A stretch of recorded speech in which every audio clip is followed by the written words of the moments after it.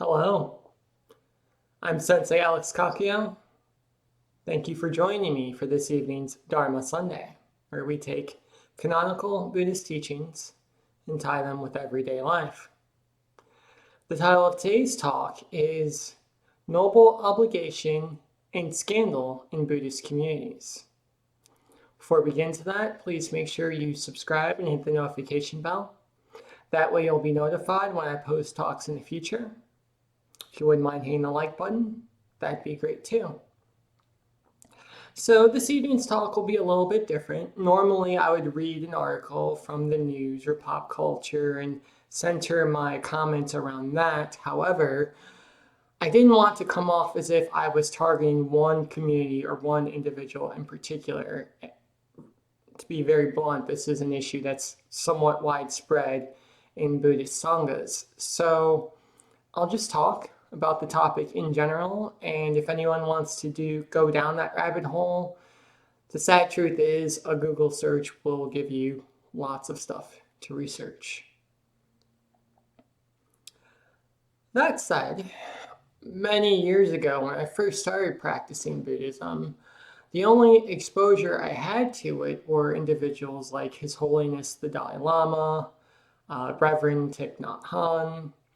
So I imagined that I'd be going into a space filled with nothing but smiling monks, nuns, and students of theirs who were compassionate and loving and supportive of each other's practice.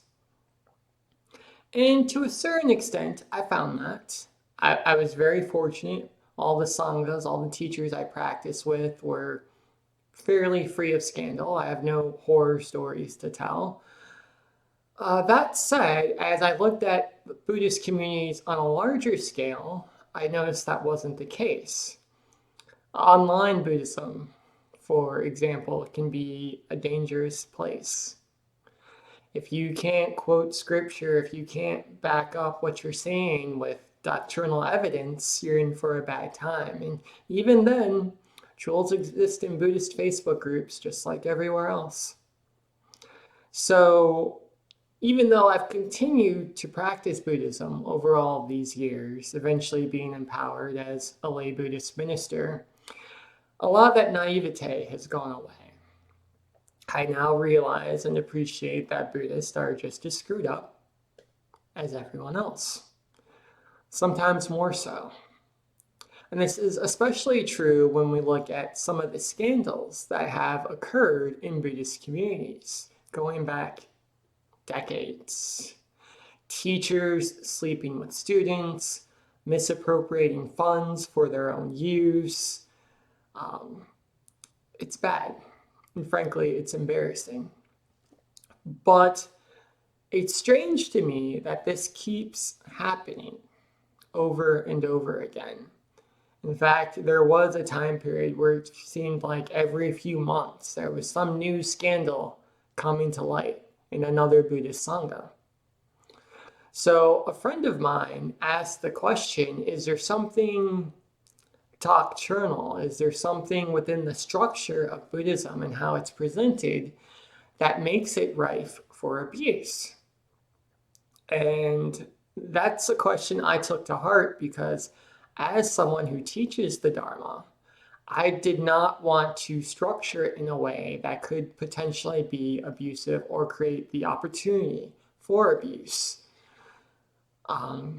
So I looked at it, and what I found was, first I looked at corporate America, because corporate America businesses, they've had their own abuse scandals throughout the years.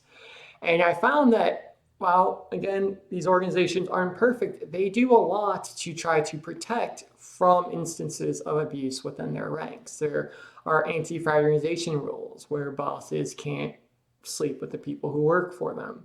Rules about the use of drugs and alcohol on company time. You can be fired if you're caught drinking or caught high while operating a forklift, let's say. And my first thought, well, we just need to replicate that in Buddhist sanghas. And then I realized that, well, we already have all of that in Buddhist scripture.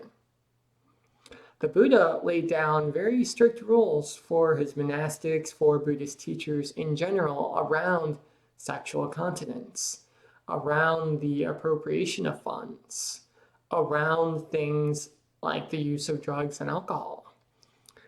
Frankly, if people would just hold to the first 5 lay precepts, a lot of these issues would go away. So the problem isn't that the Buddha didn't accommodate for these issues of abuse and try to create a structure that would stop them from taking place. The issue is that we have scripture to deal with these issues and no one follows it. The rules are in place and no one cares. Why is that? Because the other thing I've found as I've looked at different scandals that's happened in different communities is something very strange, which is that normally, let's say a CEO is found sleeping with his secretary or stealing money from the company account, they're extricated, they're fired, right? They resign at the very least. But what generally happens within Buddhist communities is that the center almost circles around the individual. They make excuses, they do whatever they can so that accountability doesn't take place, which is sad and unfortunate, but a simple Google search, you'll see this happens time and time again. So what is there structurally within Buddhism that causes this to take place? And what I've personally found, and I'm sure there's more to it than this, but the thing that jumped out to me is that there's a very basic misunderstanding of enlightenment and the nature of enlightenment, and that creates a power imbalance between teachers and students that is rife for abuse. So what I'll first do is talk about how enlightenment is often sold to the public and the problems with it and how that creates these abusive environments. And then I'll talk about enlightenment and the student-teacher relationship as we find it in the Buddhist scripture. And then finally, I will discuss ways and things you should look at to determine if a Buddhist teacher is someone you should be practicing with. Can they be trusted? And what to do if they can't.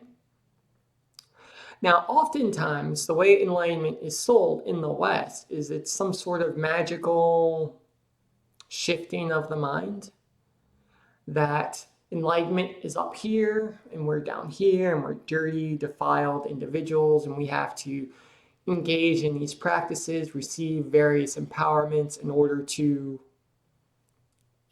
rise up and attain enlightenment.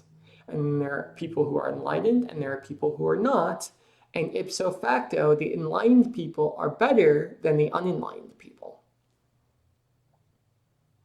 So what happens? Well, if the teacher is enlightened and I am not enlightened, then whatever the teacher says, does, thinks is right because they're enlightened. And whatever I say, do, or think is not right. I can't trust my own mind because I'm not enlightened, but they are. So the teacher is up here and the student's down here. And whatever the teacher says goes.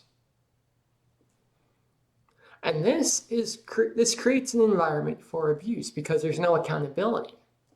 If the teacher is enlightened and whatever they say goes, then whatever they do is enlightened action. And because I'm not enlightened, I can't question that. Now, that's not what the Buddha taught, but somehow the teaching has been twisted in that way. And that's kind of how it's sold to the general public. Now, on the flip side, if we look at enlightenment as it was taught by the Buddha, it's very different.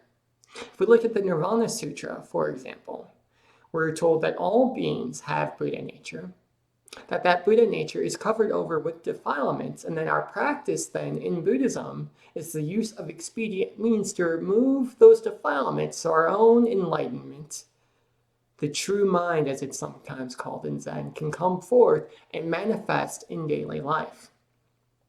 So we're not trying to rise up and attain anything new, rather we are realizing what we already have within us. We're not going anywhere, we're simply remembering who and what we really are. Now, what the first thing this does is it puts the teacher and the student more or less on equal footing. The teacher is here, the student is here. Why? Because the teacher and the student are both Buddhas. Now, again, we all have defilements. We have greed, we have anger, we have ignorance. So sometimes our minds say things that can't be trusted. Sometimes what we're wanting, what we're thinking does not come from the correct place. But at that same time that we have our defiled human self, we also have our Buddha self, which is wise, which is compassionate. And we can trust that self.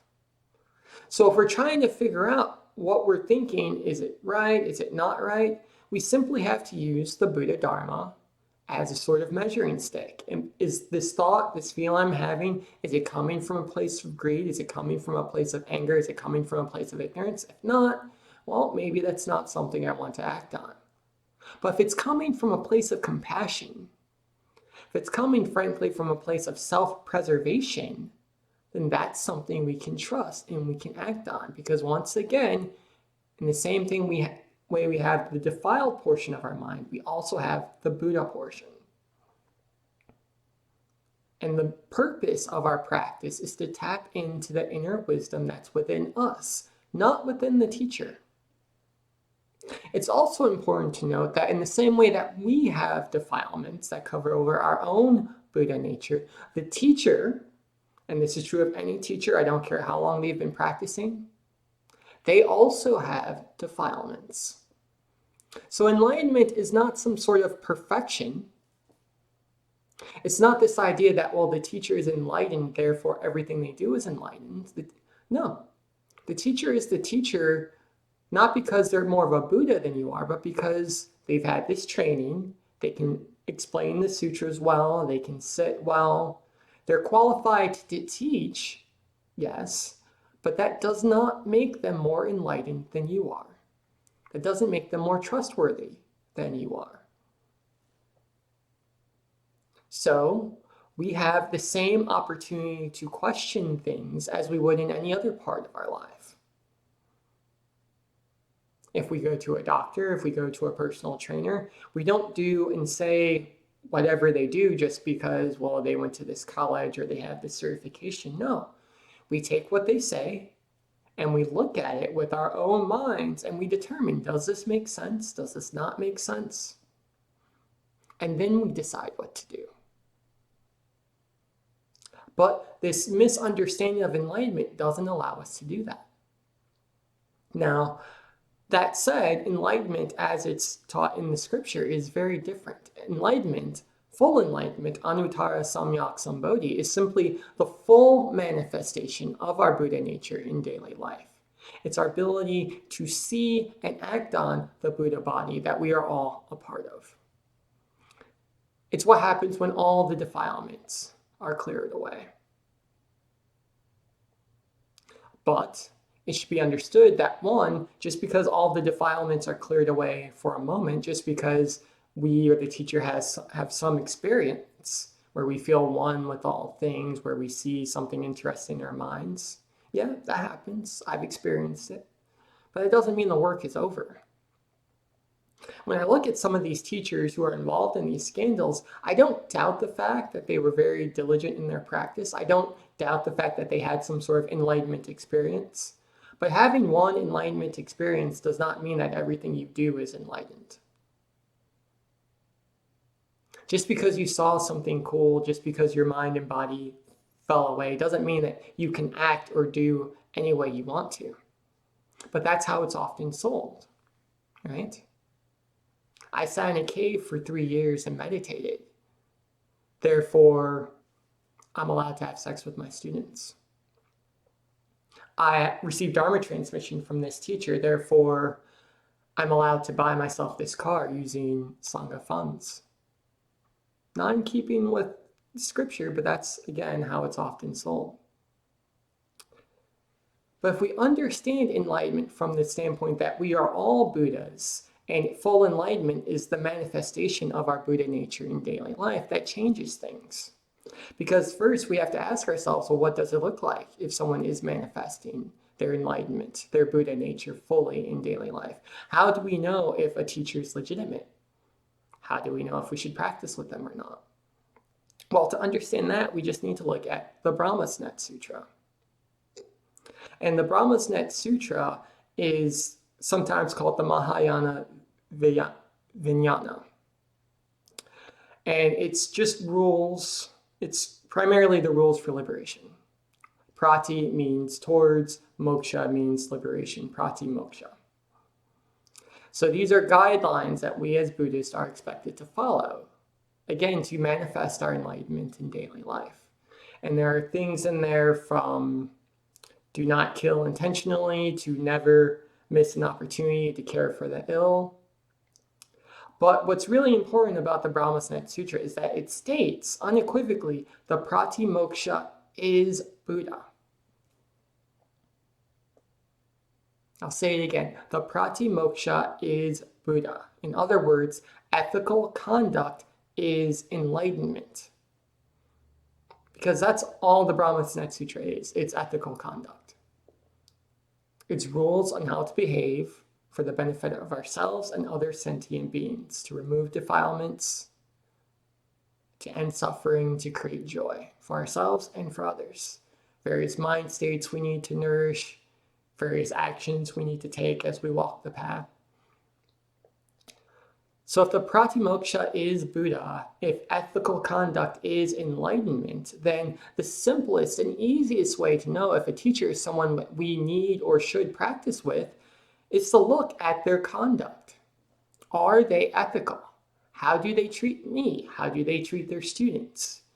Do I leave our conversations feeling fulfilled and validated and seen, or am I scared?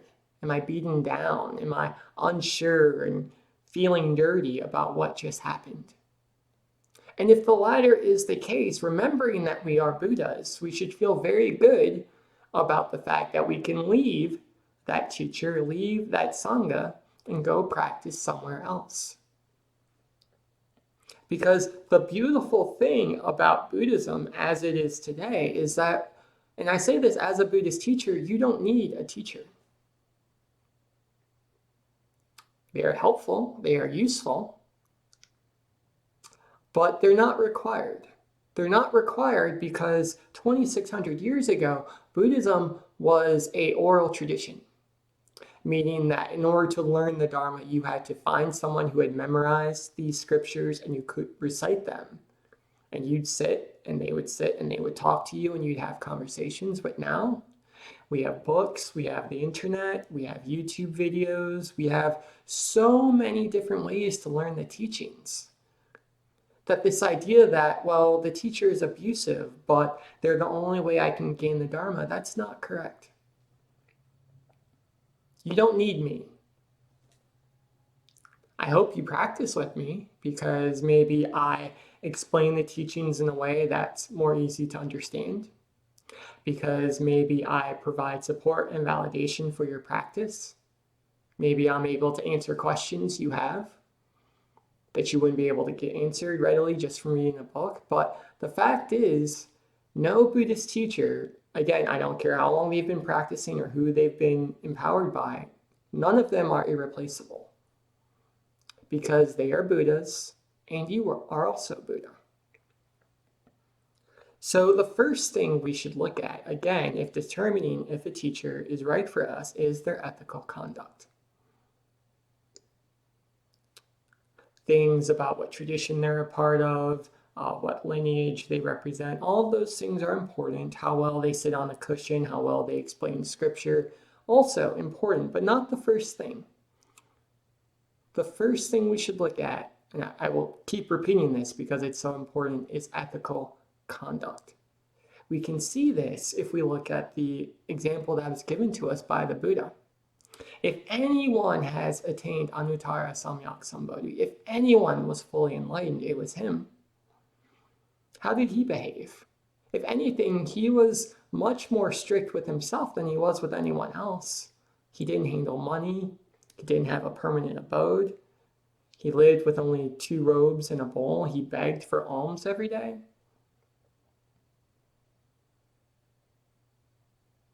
Now, Does that mean that we all need to become monastics in order to walk this path? No, but it means that we should always be aspiring for higher ethical conduct, not lower. And we should especially be aspiring for that if we are Buddhist teachers. So you, as you're going around trying to find a teacher, should hold the teacher to higher standards than you hold yourself. Because as teachers, we have taken vows to be the image bearers of the Dharma, to be the embodiment of Buddha, of Buddhist teachings. So in my own life, there are many things that I don't do, not necessarily because they're bad, but just because they would represent badly on the Dharma. If I go to a bachelor party and do a keg stand in the woods, that's not just Alex having a good time. That's Alex, the lay Buddhist minister. And then that, of course, raises questions. Do all of you Buddhists act that way?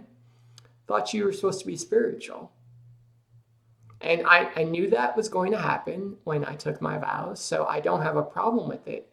But what I'm saying is, if anything, we need to be stricter and hold our teachers to more account, not less, because they've been practicing a long time. We should expect more of them.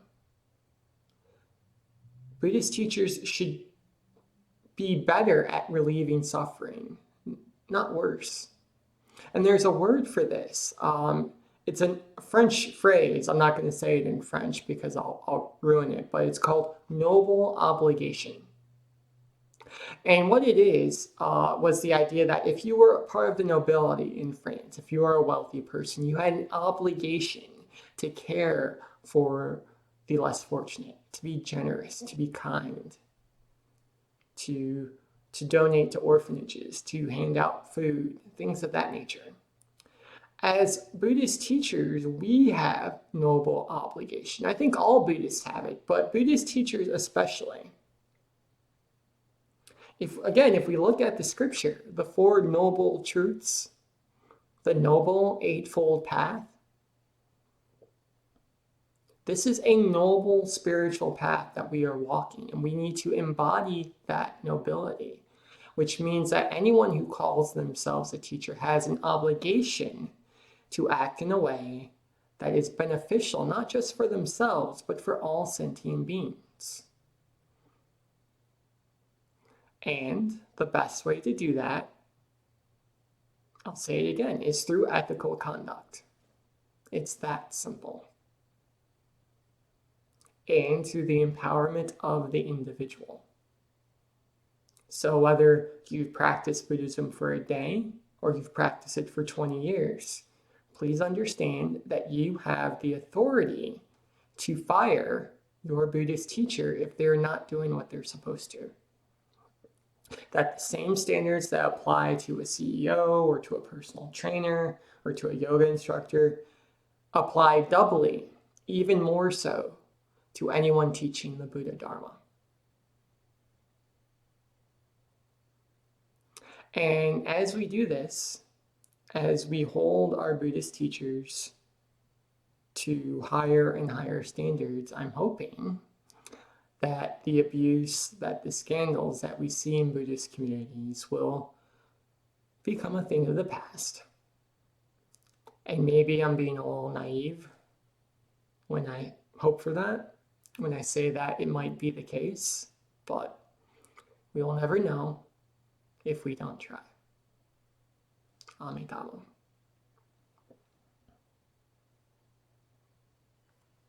So that's the talk for today. I hope it was helpful. If you have questions, comments, concerns about what I've said today, things you'd like to share with the Sangha or with myself, please leave them in the comment section below. If it's directed towards me, I promise I'll respond. And I'll just end with a few announcements. So this is Dharma Sunday. It happens every Sunday at 6:30 p.m. Eastern. And then on Wednesday, if you'd like a more involved practice, we do meditation and suture study, which involves a 15-minute guided meditation, a reading from a Buddhist scripture, followed by a Dharma talk. So I hope to see you then.